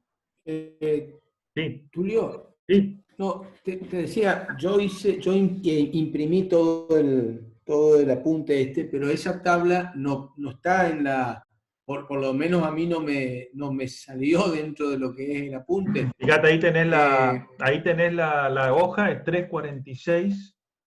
De la norma. De la Listo. norma 346. No, lo sacamos de ahí, lo sacamos de ahí. Ahí está, no sé qué imprimiste vos. Lo que mandaron el otro día, lo que subieron al aula, que sería la clase esta, digamos. Pero no te preocupes, lo vemos de ahí. ¿Pero está en el Power? ¿Está en el PowerPoint? No. No, porque ¿sabes por qué no está? Porque yo la incorporé ahora. La incorporé ahora porque me di cuenta que no la había puesto. Había terminado. Yo lo que pasa es que imprimí antes, sin autocorrecto, sí, está bien. Pero no hay problema. Ahora buscá la norma acá. No te preocupes. Hoja 346 de la norma. Perfecto, listo, al pelo. Y entonces, uno puede hacer el cálculo, estos cálculos responden a las ecuaciones estas, ¿no? O sea, uno puede calcular para diferentes velocidades, diferentes radios, y hay radios, como ven acá, ya cuando son radios grandes de curva, no es necesario los sobreanchos, porque ya el radio de la curva hace que el vehículo no haga este efecto de caminar por la cuerda, sino que al ser muy amplios los radios, le da como para ubicarse sin problema. Entonces, para radios grandes en general, y sobre todo velocidades altas, ya no es tan, velocidades que son, digamos, no es tan necesario.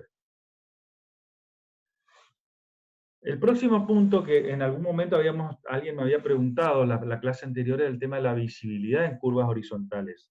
La curva horizontal, la idea siempre es que uno tenga la visibilidad completa para la distancia de detención.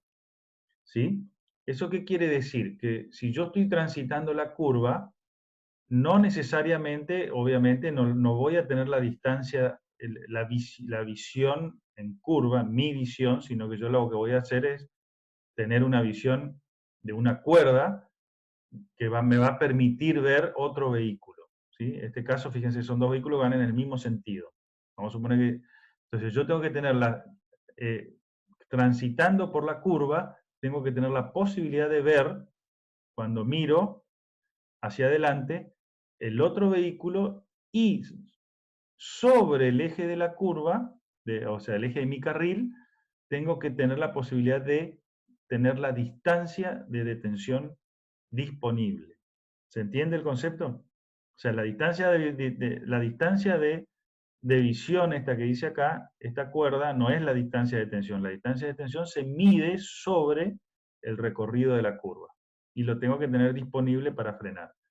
Entonces, como ustedes pueden ver la foto acá a la izquierda, ese valor de M1, que sería una distancia, digamos, del centro de la curva a la cuerda, que es la línea de visión, que me da la distancia de detención, la tengo que tener despejada para poder garantizar que esta cuerda de visión me garantiza esta longitud de detención.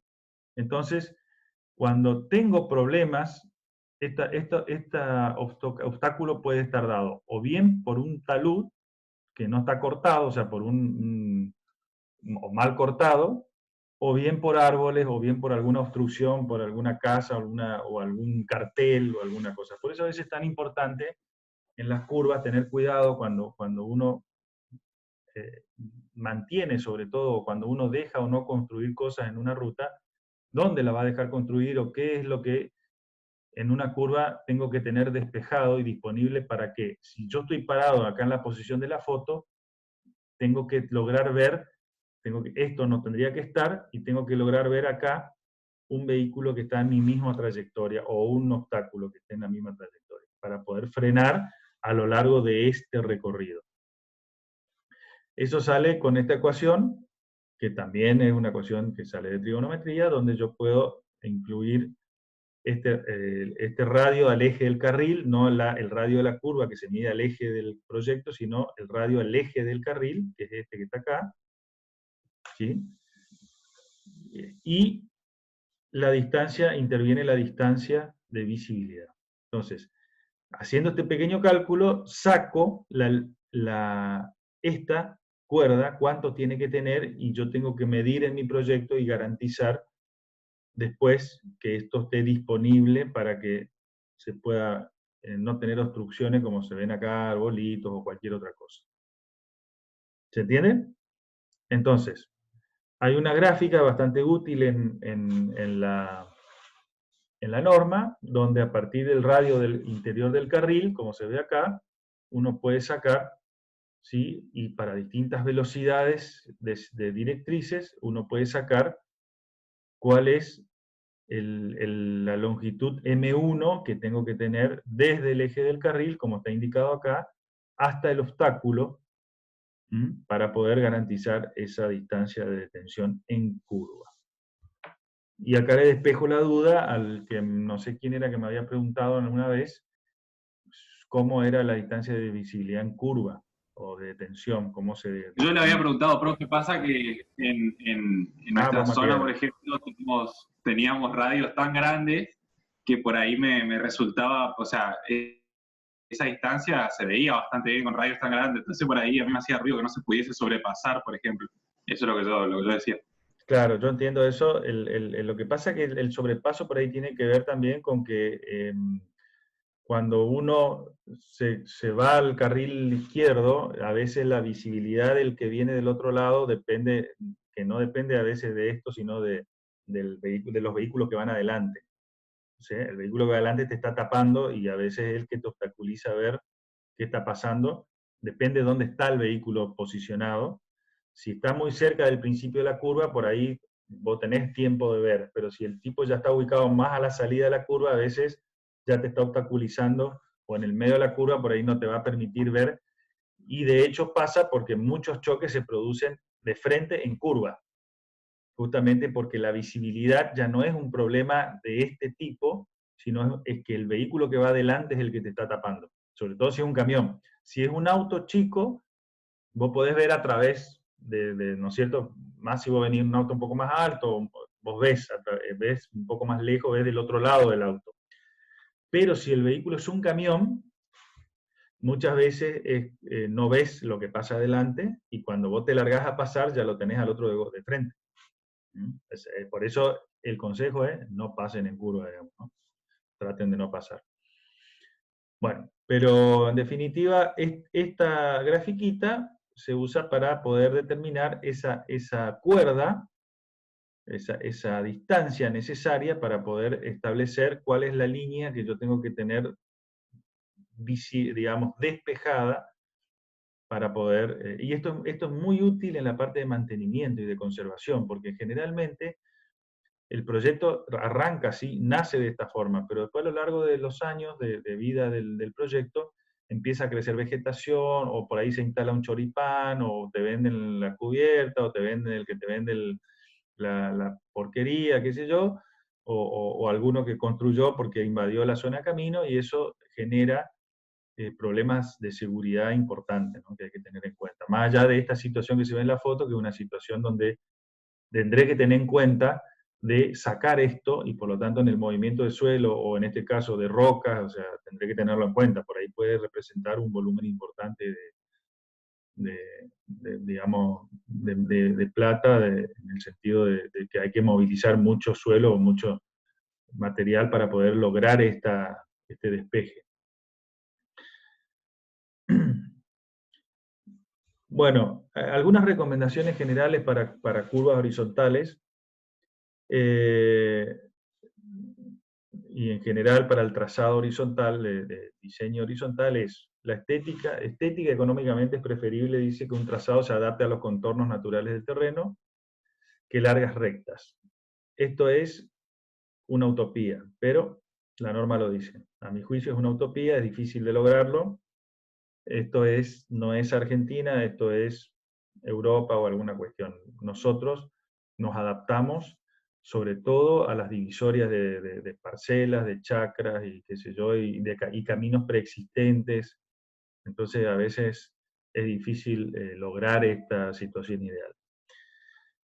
Tan directo como sea posible, coherente con la topografía, es más o menos lo mismo. aunque a veces se contradice con lo que dice arriba, pero hay que ir lo más recto posible, o no lo más recto, lo más directo posible, o sea, no demos vuelta porque es más caro, pero tampoco tenemos que hacer una recta de punta a punta porque nos va a salir más caro en accidentes. Eso sí tengan en cuenta.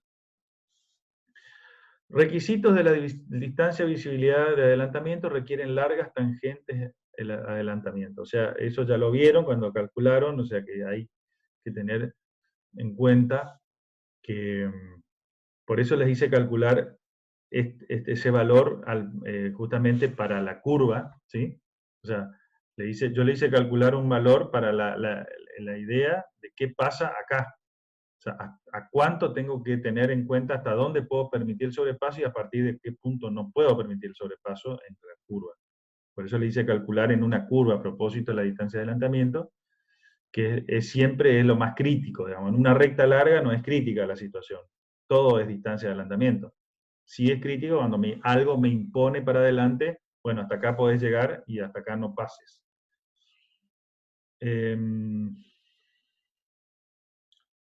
Un poco, Matías, en respuesta a lo que vos me preguntaste, es que en autopistas no está restringido el sobrepaso.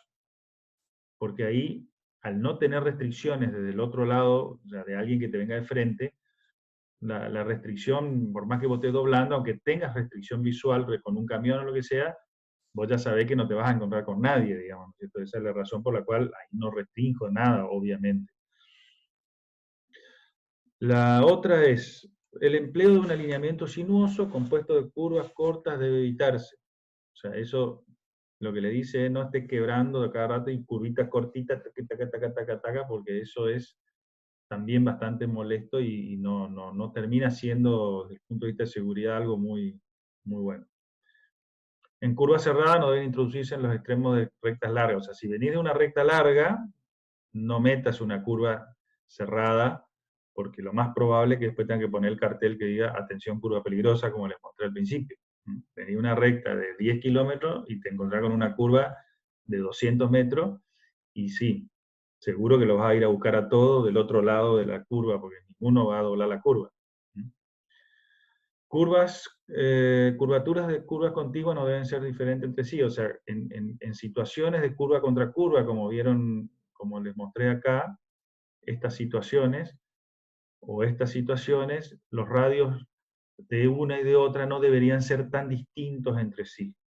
O sea, ¿por qué? Porque la expectativa del conductor es, agarré un radio grande y después me encontré con un radio chico, o los dos radios son chicos, entonces lo tenés en la misma sintonía, o los radios son grandes, o los dos son grandes. No usar curvas de transición total, no, o sea, no puedo usar todo transición, sino que es una transición con una longitud máxima, como ya vieron, y curvas circulares. Deberían evitarse cortar un bosque con trazado recto, bueno, está bien, es una cuestión también ecológica, etcétera. Y la traza del proyecto debe permitir preservar los valores de la comunidad y el desarrollo económico social. Bueno, eso siempre.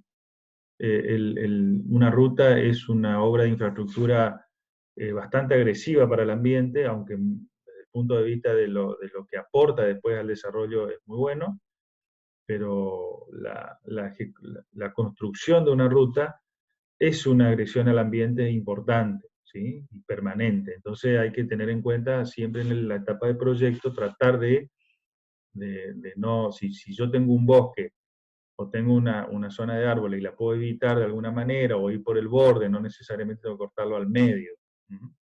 O sea, hay situaciones que si puedo evitar, tendría que evitarla, y creo que hoy por hoy eso está más que demostrado, y en que las cuestiones de los incendios forestales y la cuestión del daño al ambiental está siendo muy, muy evidente todo lo que hemos hecho y no hemos tenido en cuenta. Esta es la tabla de curvas, como dice, elementos de diseño geométrico de curvas horizontales para caminos rurales en función de la velocidad directriz para peraltes máximos del 6%. Yo se la puse como ejemplo, pero en el manual hay tablas para máximos de 6, máximos de 8 y máximos de 10. ¿Y qué hace la tabla? Te muestra en una columna los radios de curva que vos quieras elegir, y para distintas velocidades ¿sí? Empezando por 25 kilómetros y terminando por 140 kilómetros, lo que te va mostrando es el mínimo absoluto, el radio mínimo absoluto y el mínimo deseable calculado con las ecuaciones y con las condiciones que habíamos visto. O sea, el absoluto mínimo es todo máximo, el mínimo absoluto es E máximo, peralte máximo, y en este caso es el 6% el máximo, y fricción máxima para la velocidad esta elegida, y también el mínimo deseable en las condiciones de fricción lateral cero y el E máximo. O sea que si ustedes hacen el cálculo con las ecuaciones, les va a dar estos valores que están acá.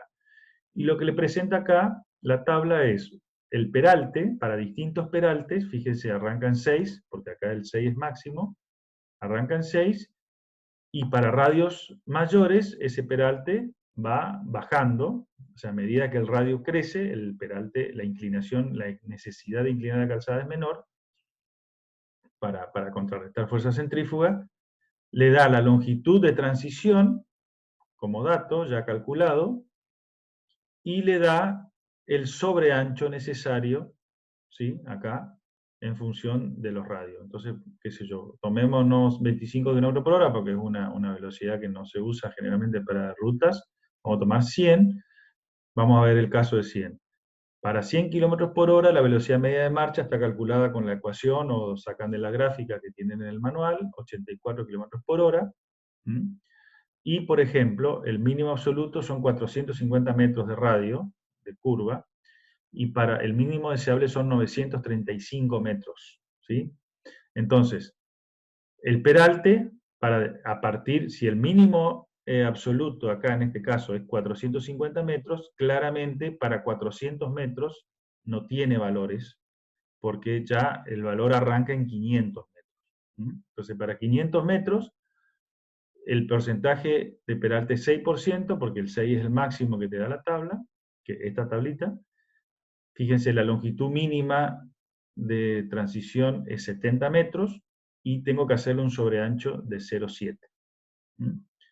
Y así vamos creciendo en radio. Vamos a suponer que elijo un radio de 1000 metros, ya el peralte bajó a 5,6, la transición un poquito más corta, a 55 metros, y el sobreancho ya en 0,4.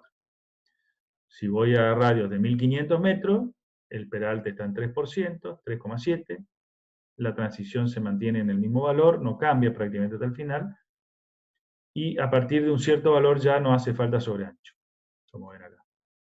Entonces esta tabla es útil para hacer un diseño rápido de la curva. O sea, uno entra a la tabla, está haciendo el diseño, quebró, dice, bueno, tengo un ángulo tal, voy a ver qué le pongo en función, yo elijo un radio, y si elijo el radio, puedo establecer el resto de los valores a partir de las condiciones de diseño. Esto se repite hay tablas para el 6%, para el 8% de máximo, y hay tablas para el 10% tomado como máximo. ¿Para qué son las tres tablas? Para los tres tipos de topografía, ¿no es cierto? Llana, ondulada y montañosa, que la norma fija los máximos peraltes a adoptar. Entonces, eso no implica que uno no pueda hacer el cálculo manual, que es lo que vamos a hacer después en el práctico mañana, para poder calcular uno el radio que quiera. Y después mañana vamos a ver un practiquito de cálculo, y ahí vamos a ver cómo se calculan las coordenadas de cada punto de la curva, para ver después cómo se replantea o cómo se dibuja eso, porque después tengo que darle valores XY y XYZ para poder calcular, dibujar y después replantear en el terreno. Entonces aquí damos por terminada la teoría de curvas horizontales. Mañana vamos a ver un práctico de curvas horizontales. Vamos a desarrollarlo, yo después le voy a dar alguno para que ustedes desarrollen en su casa y lo tengamos como práctico a presentar. Y la clase que viene, que la siguiente lunes, vamos a empezar con la altimetría, que yo les voy a pasar ya el Julio, PowerPoint. ¿Sí? ¿el lunes feriado o no? Ni idea. ¿Qué El lunes? día del estudiante, te pregunto, ¿vas a dar clase el lunes? Ah, el 21. El lunes cae 21. No, ni me había percatado del tema. No sé, Rolly, ¿estás por ahí? No está. Bueno. Y Preguntó un alumno, por eso te pregunté. no sé en el programa cómo está. Calculo que debe estar En como el feriado. calendario académico está feriado, Inge. Y bueno, entonces será el martes, chicos. No será el lunes, será el martes la clase. No, El martes no es parcial. parcial. ¿El martes el parcial? Bueno, la próxima clase. La próxima clase. Dale, Dejémoslo ahí. Julio, te consulto, mañana vamos a dar el práctico, ¿no es cierto? De esto. Y después Rolando va a dar digamos, sí, vamos a estar los el dos tema para hacer de consulta. Sí, correcto. Consulto, mañana vamos a tener algo como para seguirte mañana en el práctico, algún documento, algo que se pueda subir al aula. Yo les podría pasar el Excel que usamos creo que vamos a usar ese, yo lo voy a adaptar para esto, pero en cualquier caso, la idea es que yo lo desarrollo, les hago un ejemplo y les paso después el programita, el Excel, para que ustedes puedan hacer el cálculo con eso. No pretendo que lo hagan a mano. Entiendo.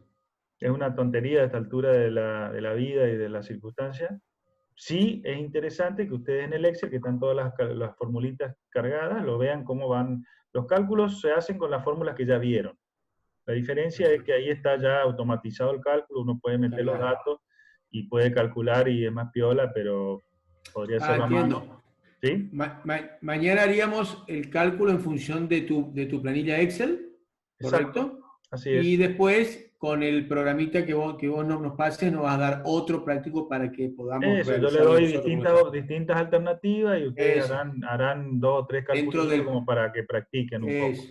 Bueno, perfecto. ¿Estamos? Perfecto, gracias.